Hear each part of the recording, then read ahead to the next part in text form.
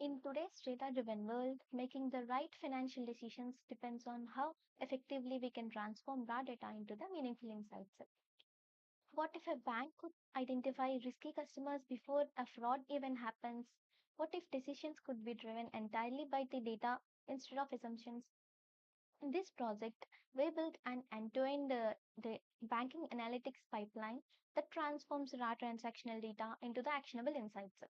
We are a team of three, myself, Bhavyasri, along with my teammates Ashwant and Hanuma. Um, each of us focused on a specific layer of the system: bronze for the data ingestion, silver for data cleaning, and gold for analytics and dashboard creation. Through the collaboration approach, we designed a scalable solution that provides a deep insights into the customer behavior, revenue trends, and risk detection.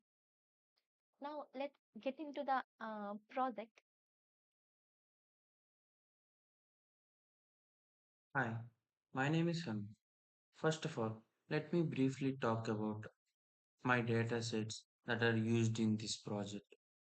And in here we have five CSV files. Those are customer, accounts, transaction, loan, and branches. Each CSV file have a different data set size. For example, customers have a size of 1.5 lakhs, and for transaction it like 7 lakhs, and for branches it like 3000, and the loans 43,000 size. So our main purpose of bronze layer is to inject and store data exactly as it received from the source. So I used delta live tables with the PySpark. Each CSV file is injected into a separate bronze table. I define explicit schema to avoid inconsistency. The data is stored in delta format, which ensures reliability and versioning. To make sure the project more realistic, so I introduced several data quality issues at bronze stage. These reflect real world scenarios where raw data is obtained messy. This includes like around 10% null values and 5% duplicate records, mixed case inconsistencies, invalid format in date and phone fields. These challenges are intentionally kept in the bronze layer, and we did not clean or transfer data in bronze layer. Let us see our Parquet files in here. This is our data. And here we can see that every CSV has a null values, duplicate values, and some inconsistency in data. Our tables in Parquet format.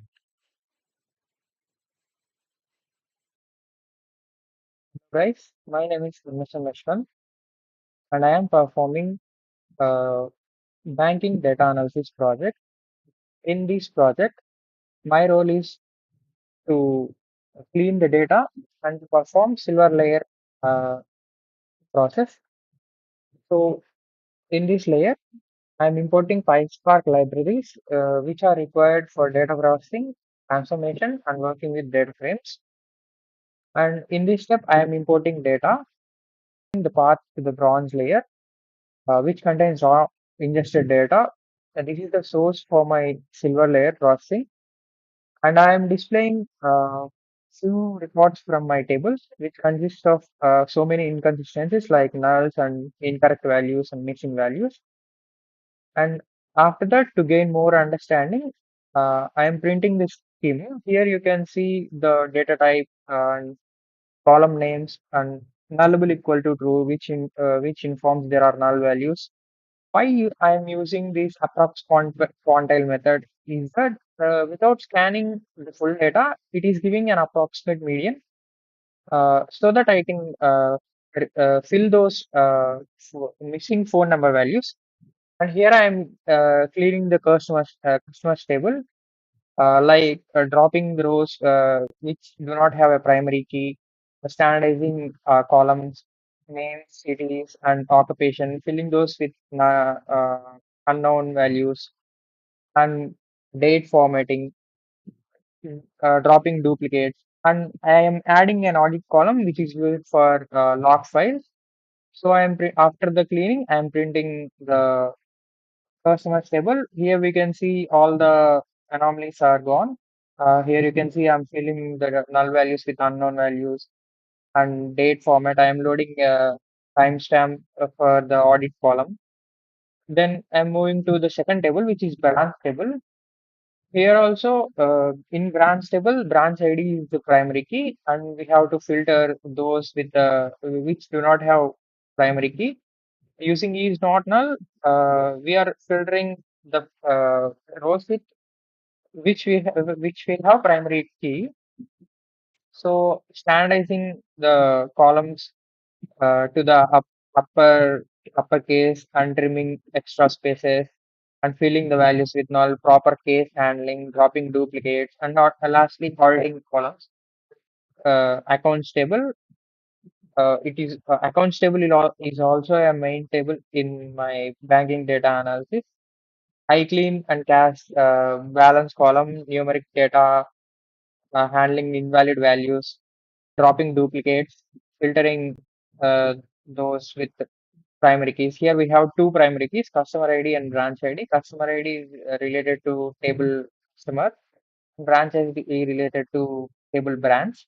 Now we are moving to loan value. So we are casting the loan amount and using approx quantile to avoid invalid values or have primary keys and standardizing the columns, dropping orphan loans which do not have customer ID or branch ID, removing duplicates and auditing columns. After that, I am printing that. Cleaning transaction table. Transaction table is a huge table which have lakhs of rows. Customers can do lakhs of transactions, so we have to enforce it. It have the correct uh, structure and data. So here I am using window function. So why I am using window function is that if we have two transactions with same IDs, which is a repeated transaction IDs. A transaction ID, each transaction have a unique transaction ID, so it can't be repeated. If it is repeated, I am replacing it with the uh, latest transaction value. And after all the cleaning, I check for referential integrity and checking for orphan records. Orphan records are those records which do not have any reference in their original table, that there is a primary key. Like if we have accounts and customers table, there should be customer ID uh, in accounts and as well as customers on records using left anti-join.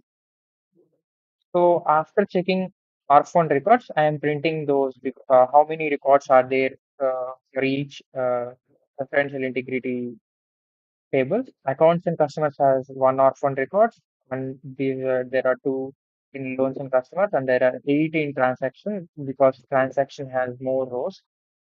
So referential integrity enforcement using inner join. I enforced referential integrity for these three tables: accounts, loans, and transactions using inner join enforcement. After removing orphan records, I check for the referential integrity using left anti-join, and I am printing if there are any left orphan records in the table. So now we can see there are zero orphan records. So my data set and tables are well cleaned in the silver layer. And after the silver layer, I am writing my data, all the five tables to delta format. Finally, I define the output path for the silver layer, completing data cleaning and pipeline. In this silver layer, I perform data cleaning, null handling, typecasting, etc., and median-based imputation using approx quantile and referential integrity enforcement for this ensures high data quality, consistent data for downstream analytics in gold layer. After the bronze and silver layers prepared and cleaned the data, my role was to transform this data into meaningful insights using the goal layer and dashboard. We implemented an automated pipeline using the Delta Live tables, which ensures that data flows seamlessly from raw ingestion to final architecture, final analytics. Um, Let me show this.